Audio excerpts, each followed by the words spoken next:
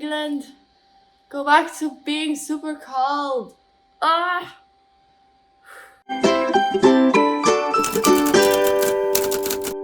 Hello, fellow book nerds. This is Gabby, and today I am back. I think this is the second video you've seen since I've decided time for the hiatus to be over. Let's create some content. But I'm probably not gonna talk about it too much in the other videos, so I just wanted to say, hey, it's been a stressful couple months. I've been looking for a new job. I've been going on holidays. I've been moved, I moved already, so I can't even blame it on that. But it's been stressful, and I feel like my creative juices were about to run out because it was just so much, and there was a little bit of other pressures on me, so I didn't want to, create content and then feel completely burned out and stop. So I figured let's take a little bit of a break. So thank you for sticking through it with me.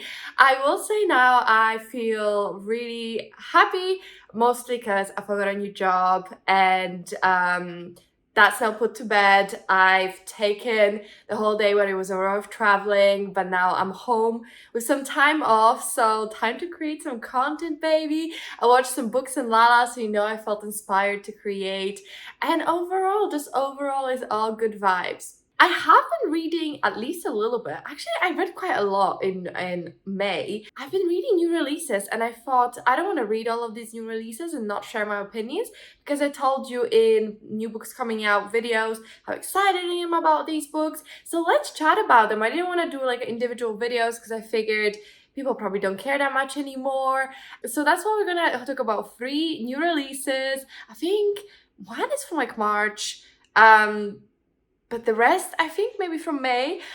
So pretty new releases, and I'm just gonna let you know what my thoughts were, if I think they were worth it. And don't mind me sweating because England is just hot right now. Like, I am sweating so much. I should not have sat so close to the window. You might be asking yourself, okay, so what books are we talking about today? And the 3 books I felt compelled to review and let you know what I thought about were Vera Wong's Unsolicited Advice for Murderers by J.C.Q. Sutanto, Chain Gang All-Stars, Banana Kwame Adjei-Brenyah, and Warrior Girl Unearthed by Angeline. Boulley. So let's go through them from my least to most favorite and talk about the books and whether they were any good, and I can let you know if I think it's worth picking it up for you. So let's kick it off. So we're gonna start with Warrior Girl Unearthed by Angeline Boulley. So this book is by the author of Firekeeper's Daughter, which is an amazing novel about an Indigenous teen, and that book was something like 36 years in the making. So I was shocked when I found out that the author came back with like a book a year within the release of that book, because I was like, all right, so the author's creative juices were flowing, so we could unlock that potential and didn't have to be waiting another 36 years, which would have been rough. So this book is by an Indigenous author, and it also delves a little bit deeper into Indigenous society and the experience of Indigenous people. So we follow a girl named Perry Firekeeper Birch, who is a wild spirit. She's very opinionated and has a lot of zest for life, but she's not so interested in like studying. Mostly she loves going fishing, and she is very deeply connected to her Indigenous roots and her culture. So she becomes part of this summer camp thing where she's one of the counselors, and she supports different divisions of the community during this internship.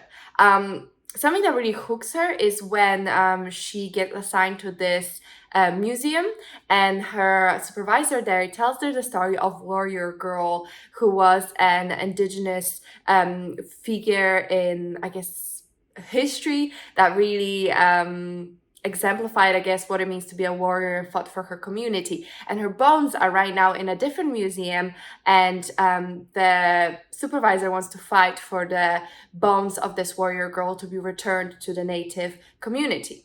So what unfolds is a very, very tumultuous story of a lot of kind of different threads coming together. I feel like the genre kind of teetered in and out through different intensities and like what the genre was, if that even makes sense. I don't even know if I said makes sense. But basically what I'm trying to say is that there are parts of this book that feel very like contemporary, coming of age. The stuff that's made it feel like it would be paranormal, but it's not.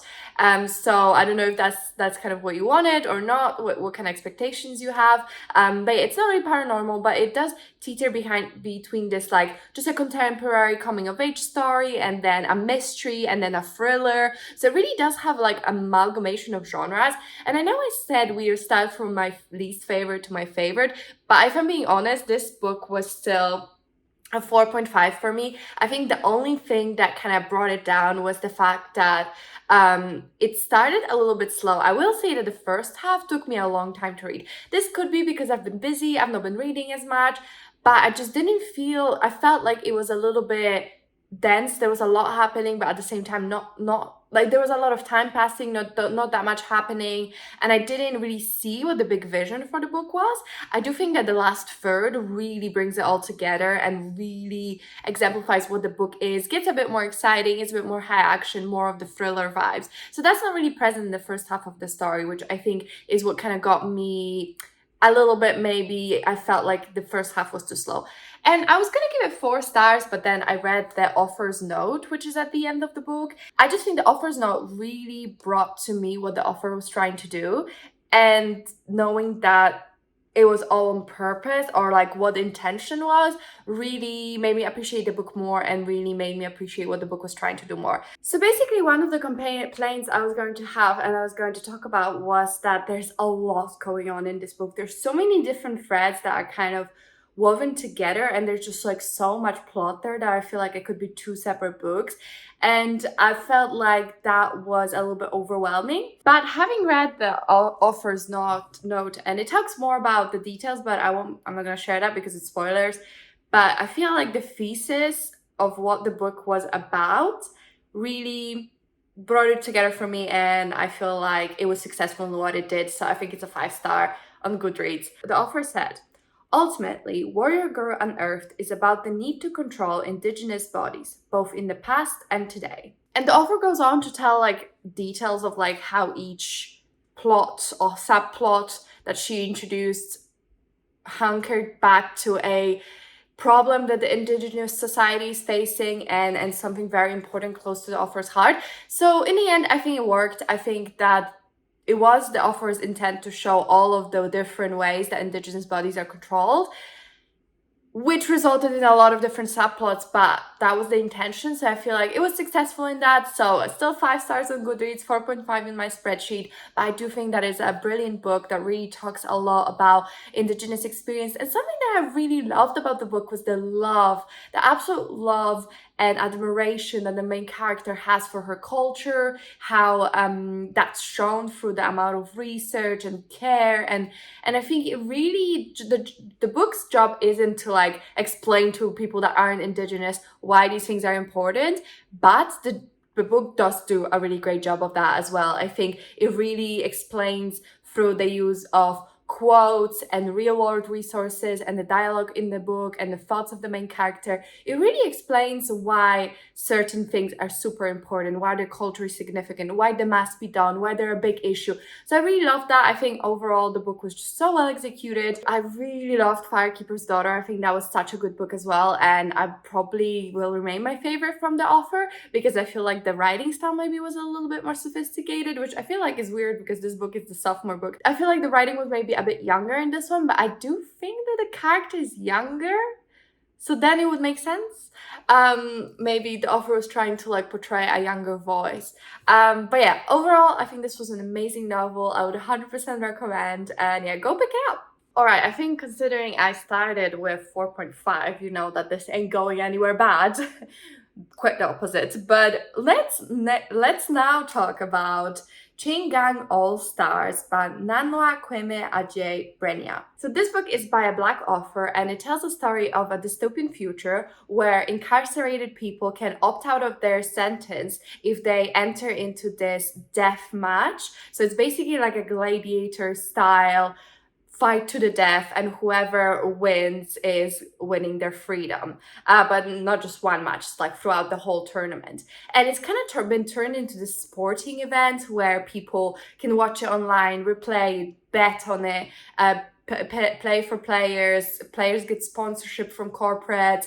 Like, it's all very, very dystopian, but it really was such a poignant discussion on the incarceration system in America right now, and kind of how the justice system works, and especially how it really it disadvantages people of color, especially Black people. I mean, there's such a pipeline of Black men being incarcerated in such greater numbers than any other ethnicity. It definitely talks about very, very current problems through a very interesting lens. I think this book was firstly just really, really well written. The prose was really poignant. It really sucked you in. It really made you go along for the journey. There's also several different kind of narratives woven together, which I thought was done really well. Took a second to like get my bearings in those like inserts, because there's definitely like the main storyline going on, and that's of two female lovers who are in the same kind of gang. So they fight, and one of them is about to become a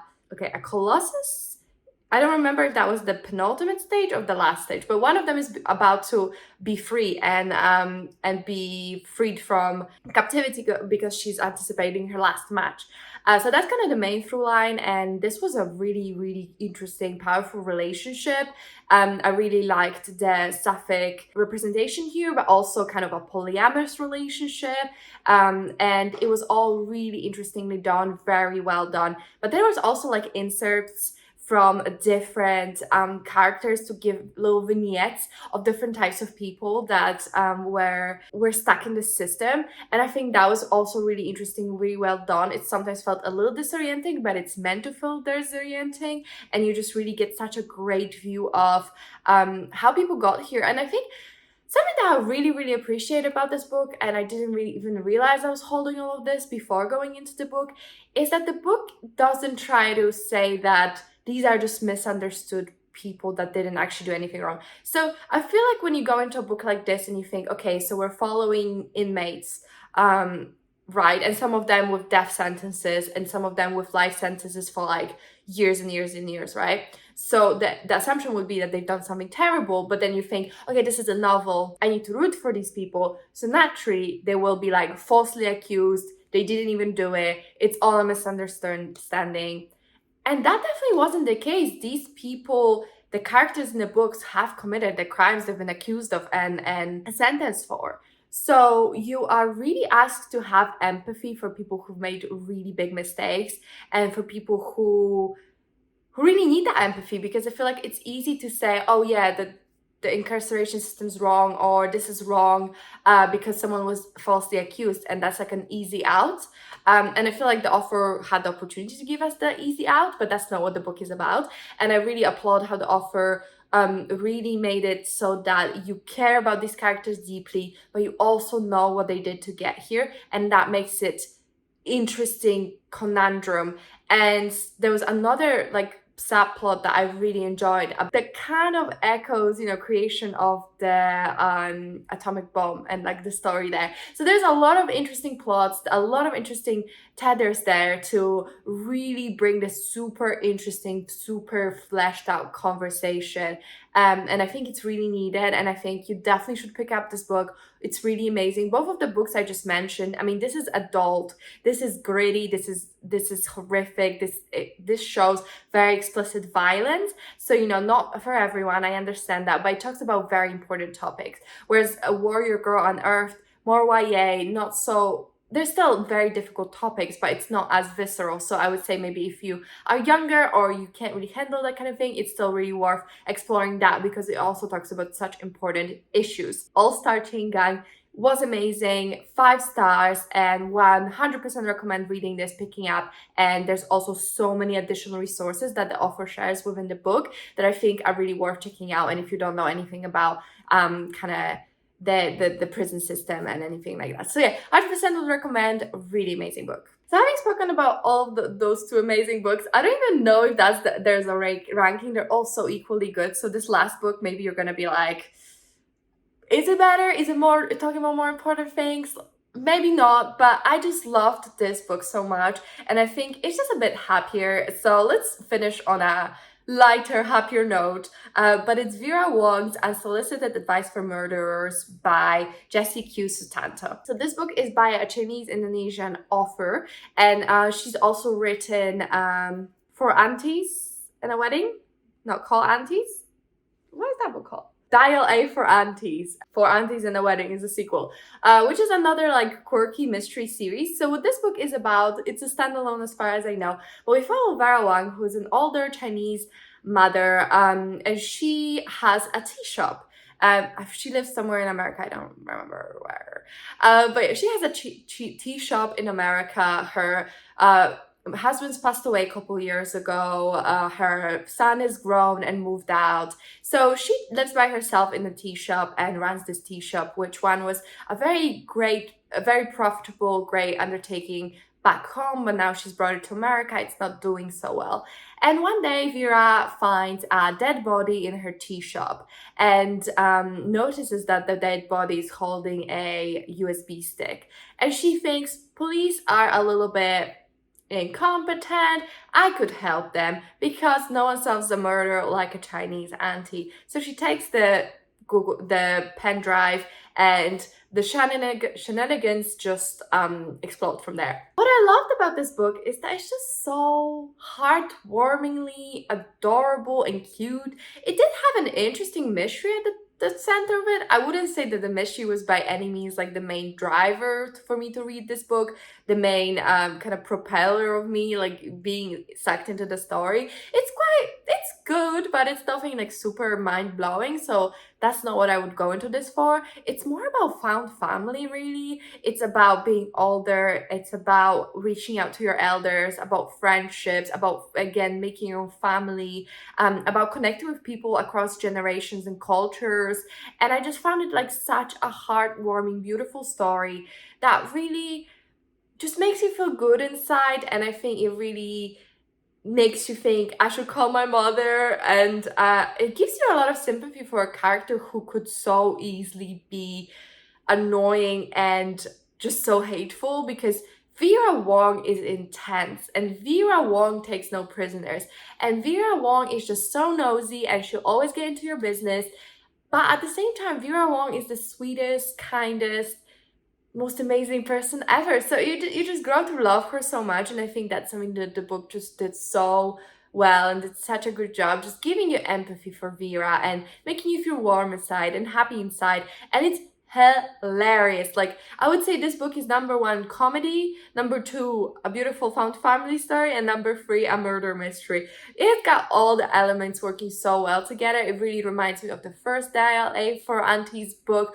which I also really love because it just gets ridiculous. I actually think this one is my favorite from the author. Like, it's the best one so far. So I would 100% recommend. I gave this one a 5 stars as well. And what can I say? I mean, this month, so I read 2 of those in June and 1 in July, but it's such a successful reading streak. I interspersed this with some other books that maybe were so good. But these books were amazing, brand new releases by authors of color who have some amazing messages and give you a really amazing insight in their culture maybe you're not a part of. So I would 100% recommend all of these books. I don't think any of them by any means duds. Each single one has something completely different to offer. So, you know, pick them up this summer. Are they all summer books? I mean, Chain Gang All Star, maybe not, but the rest I feel like they're pretty summery books.